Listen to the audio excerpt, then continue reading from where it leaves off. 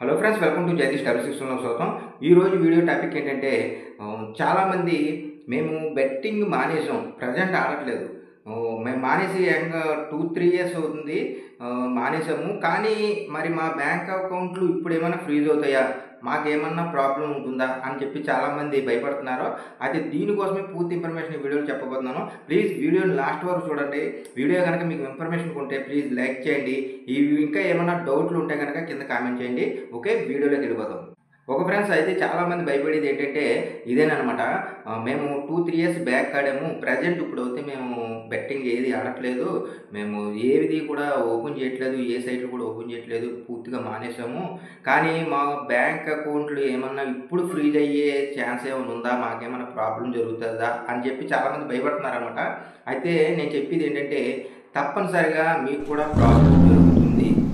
అదేంటి, మేము బెట్టింగ్ మానేసి 2 ఇయర్స్ అయిపోతుంది కదా, మా బ్యాంక్ అకౌంట్లు ఇప్పుడు ఎందుకు ఫ్రీజ్ అవుతాయంటే దీనికి ఒక రీజన్ ఉందన్నమాట. ఆ రీజన్ ఏంటంటే మీరు 2 ఇయర్స్ బ్యాక్ ఇప్పుడు మానేశారు, ఇప్పుడు ఏ డిపాజిట్లు విత్డ్రాల్ అట్లా ఏమీ లేదు. ఓకే, మీరు 2 ఇయర్స్ బ్యాక్ ఆడారు కదా, మీరు 2 ఇయర్స్ బ్యాక్ ఆడినప్పుడు మీరు కొన్ని డిపాజిట్లు చేసి ఉంటారు, కొన్ని డిపాజిట్లు మళ్ళీ విత్డ్రాల్ కూడా చేశారు. మీ బ్యాంక్కి విత్డ్రాల్ కూడా అవి ఉంటాయి, మీ యూపీఐ నుంచో మీ బ్యాంక్ నుంచో డిపాజిట్లు కూడా అవి. అయితే ఈ డేటా అంతా కూడా మీరు ఏ సైట్లో అయితే ఆడారో ఆ సైట్లో ఇవన్నీ కూడా వాళ్ళ సిస్టమ్ దగ్గర వాళ్ళ దగ్గర అవి ఫీడ్ అయిపోయి అలా ఉంటాయన్నమాట. అయితే ఇప్పుడు ఎలాగంటే మీరు ఏ సైట్ అయితే ఆడారో ఆ సైట్ వాళ్ళని కనుక ఈ సైబర్ క్రైమ్ వాళ్ళు పట్టుకున్నారే అనుకో, అప్పుడు ఏం జరుగుతుందంటే వాళ్ళు ఈ సైబర్ క్రైమ్ పోలీసులు వాళ్ళ ఆ సైట్ వాళ్ళ డేటా అంతా చూస్తారు.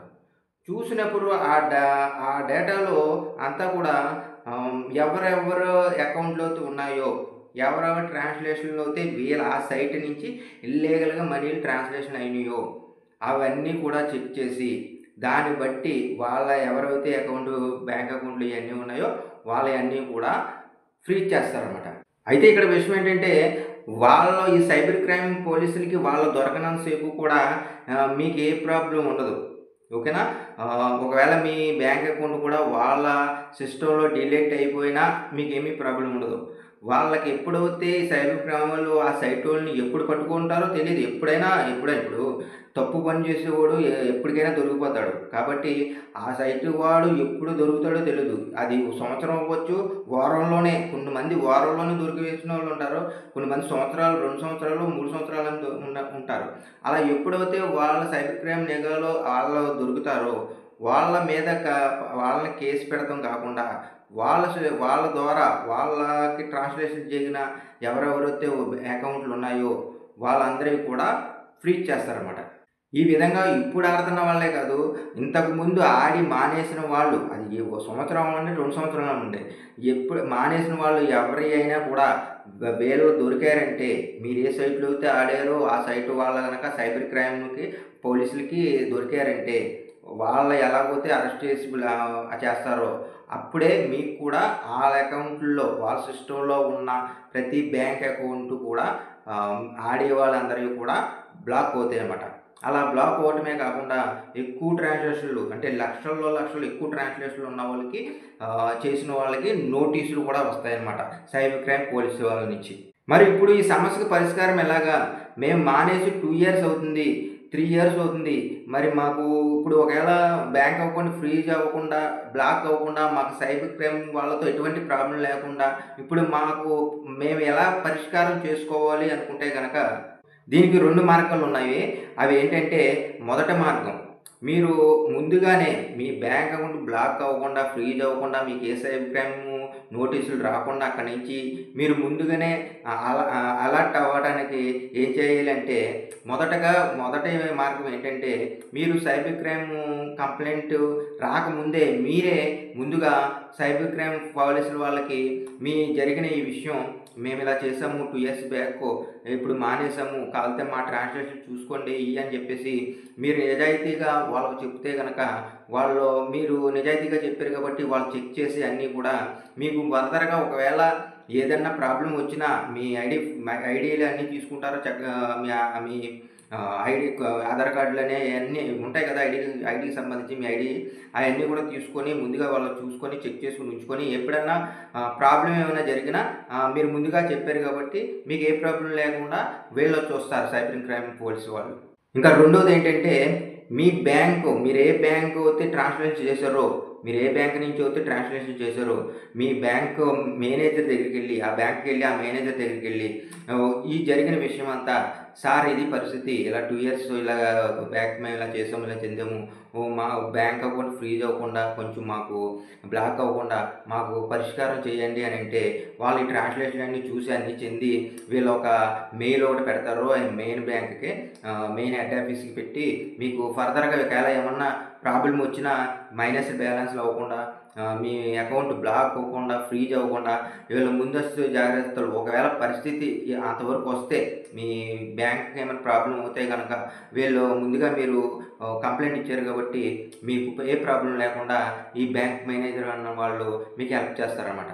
అయితే ఇప్పుడు నేను చెప్పిన ఈ రెండు కూడా ఎవరికైనంటే మీ బ్యాంకు, మా బ్యాంక్ అకౌంట్ పోకూడదు, మా బ్యాంక్ మంచిగా ఉండాలి, నాకు ట్రాన్సాక్షన్లు ఈ బ్యాంకులోనే ఉన్నాయి, నేను అన్నిటికీ కూడా ఈ అకౌంట్ ఇచ్చాను, ఈ బ్యాంక్ అకౌంట్ ఇచ్చాను, నా పర్సనల్గా నాకు ఈ బ్యాంక్ అకౌంట్ పోకూడదు అనుకున్న వాళ్ళైతే కనుక నేను చెప్పింది ఇది చేయాలి. ఇంకోటి, నాకు సైబర్ క్రైమ్ నోటీస్ రాకముందే నేను అలర్ట్ చెందాలి, మళ్ళీ దాని గురించి నేను ప్రాబ్లం చెందకుండా నాకు ఫర్దర్గా ఎటువంటి ప్రాబ్లం లేకుండా ఉండాలి అనుకున్న వాళ్ళైతే నేను చెప్పిన రెండు కూడా ఫాలో అవ్వాలి. లేదు మాకు ఏమైనా పర్లేదు, మా బ్యాంక్ అకౌంట్ పోయినా పర్లేదు, మాకు సైబర్ క్రైమ్ నోటీస్ వస్తే అప్పుడు చూసుకుంటాం, అలా వచ్చినా మేము ఏదో ఒక ట్రబుల్ పడతాం అనుకున్న వాళ్ళు అయితే కనుక నేను చెప్పిన ఏమి పాటించక్కర్లేదు. ఇలా ఒకవేళ నేను చెప్తున్నాను, ఇలా ఆలోచించే వాళ్ళు కూడా ఎవరు ఆలోచిస్తారంటే ఈ బెట్టింగ్ ఇంకా ఇంకా ఆడదాం అనుకున్న వాళ్ళు మాత్రమే ఆలోచిస్తారు.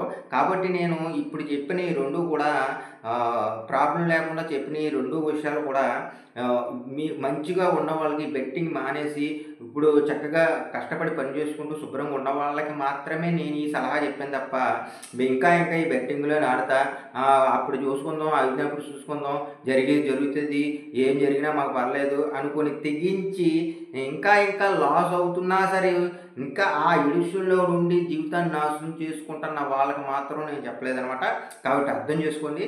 కాబట్టి నేను చెప్పేది ఏంటంటే ప్రాబ్లం వచ్చిన తర్వాత నెత్తి నీరు కొట్టుకుని బాధపడతాం కన్నా ముందుగానే అలర్ట్ అవుతాం మంచిది. కాబట్టి మీ బ్యాంక్ అకౌంట్లు మీకు కావాలి, మాకు ఎటువంటి ప్రాబ్లం ఉండకూడదు అనుకుంటే కనుక ముందుగానే జాగ్రత్త పడండి. ఇంకో విషయం ఏంటంటే ఆల్రెడీ మా బ్యాంక్ అకౌంట్లు బ్లాక్ అయిపోయినాయి, మైనస్ బ్యాలెన్స్లు అయిపోయినాయి, మాకు సైబర్ క్రైమ్ నుంచి నోటీసులు కూడా వచ్చేసినాయి అనుకుంటే దీని గురించి ఏం భయపడవసరం లేదు. మీరు చెప్పాను కదా ఇంతకుముందు, నేను వీడియో కూడా చేశాను, ఒకవేళ బ్లాక్ అయినా ఫ్రీజ్ అయినా సైబర్ క్రైమ్ నోటీస్ వచ్చినా ఏం చేయాలి ఇటువంటి వాటి గురించి వీడియో చేశాను. అది మీరేమీ భయపడవసరం లేదు. ఇదేదో పెద్ద కేసు అయిపోయి మీ జీవితం మీద ప్రభావం చూపించేంత ప్రాబ్లం ఏమి ఉండదు. మీ బ్యాంక్ అకౌంట్ మైనస్ ఉంటుంది, బ్యాంక్ అకౌంట్ పోతుంది, అదొకటి జరుగుతుంది. ఇంకోటి ఏంటంటే సైబర్ క్రైమ్ నోటీస్ వస్తుంది, మీరు మీ చుట్టుపక్కల ఉన్న పోలీస్ స్టేషన్కి వెళ్ళి మీరు చెప్తే ఇలా జరిగిందంటే మీకు కొంచెం వార్నింగ్ ఏదో ఇచ్చి కొంచెం కౌన్సిలింగ్ ఏదో మాట్లాడి చెప్పి మీకు ఆ కేసు లేకుండా చేస్తారో ఇలా జరుగుతుంది అన్నమాట. కాబట్టి ఇవన్నీ ఉండకూడదు, చెందకూడదు అనుకుంటే ముందుగానే మీరు అలర్ట్ అవ్వండి అని నేను చెప్తున్నాను. ఇంకో విషయం ఏంటంటే బెట్టింగ్ ఆడిన వాళ్ళు అయితే కనుక దయచేసి చేతులెత్తి మొక్కుతున్నాను, ఇటువంటి ప్రాబ్లమ్స్ అన్నీ ఫేస్ చేయవలసి ఉంటుంది అనమాట ఈ కాంచి బెట్టింగ్ ఆడుతూ ఉంటే. ఇప్పుడు బ్యాండ్ అయిన తర్వాత విషయాలే కాదు, ఇవి బ్యాండ్ అవ్వకముందు కూడా ఇటువంటివి జరిగినాయి అనమాట. కాబట్టి దయచేసి మళ్ళీ చెప్తున్నాను, బెట్టింగ్ స్టాప్ చేయండి.